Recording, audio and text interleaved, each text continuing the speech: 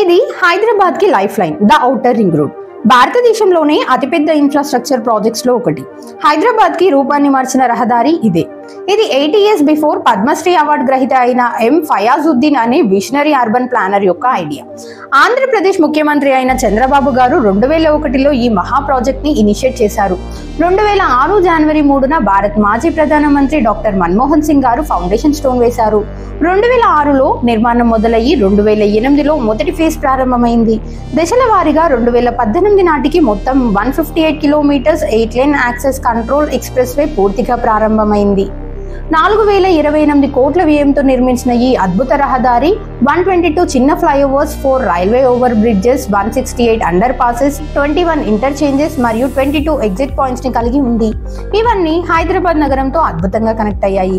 ఇప్పుడు ఈ ఓఆర్ఆర్ పై రోజుకి 1.5 నుంచి 2 లక్షల వాహనాలు ప్రయాణిస్తున్నాయి. 2023లో ఐఆర్బి ఇన్ఫ్రాస్ట్రక్చర్ NHAI నుంచి ఈ ఓఆర్ఆర్ టోల్ కలెక్షన్ మరియు మెయింటెనెన్స్ హక్కులను 30 సంవత్సరాల పాటు తీసుకుని 7,380 కోట్లను ముందుగా చెల్లించింది.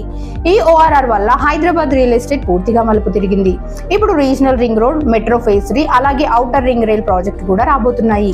ఇది రోడ్ కాదు, రియల్ ఎస్టేట్ రెవల్యూషన్ కి starting point. For more real estate updates, subscribe our YouTube channel Flixa.